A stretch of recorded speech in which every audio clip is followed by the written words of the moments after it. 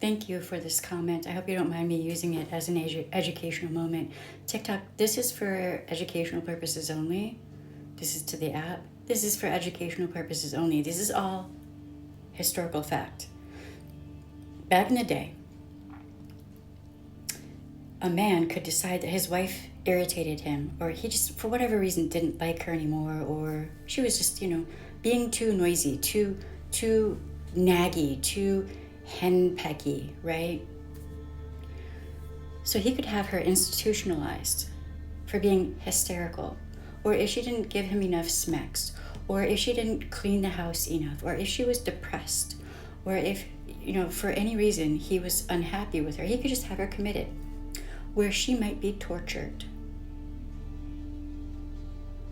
Electroshock therapy, lobotomies, who knows what else. They experimented on a lot of women this way.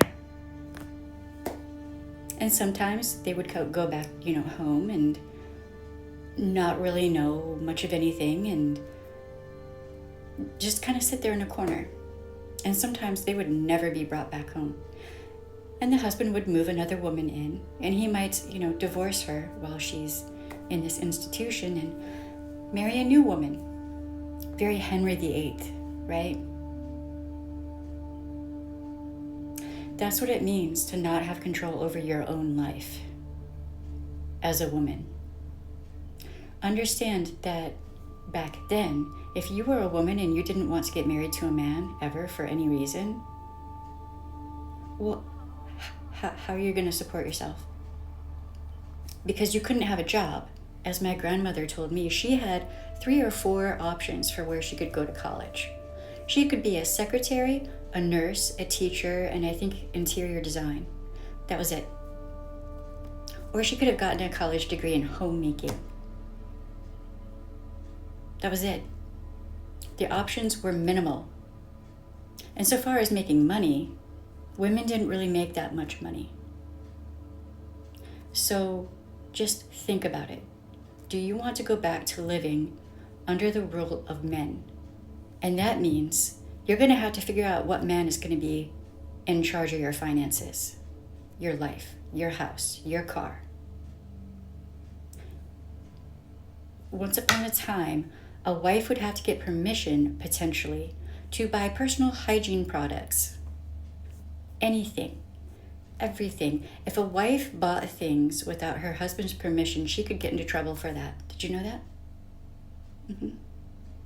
Her husband might give her petty cash for her own free spending, but the husband had full control over everything. How do you think that worked out for women? I'm just saying, and it's not just you that I'm talking to, it's your daughters and your granddaughters and your great-granddaughters. What kind of lives do you want them to have? Because these influencers, these women, these trad wives and all of that, I sincerely doubt that they have control over their finances. Their husbands probably do. But the ones like, what's her face? I forget her name now. The ones who are, saying women shouldn't be able to vote and they're on their podcasts spewing their BS because they hate themselves so much.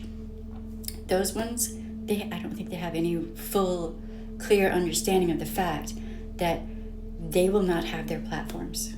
They will be Serena Joy, who wrote her books and then was ignored as soon as she was no longer needed, and lost a finger for reading. All those women who are on the conservative side, they're all Serena Joys. They just haven't realized it yet. Are y'all ready to stand up and fight yet? If not, when?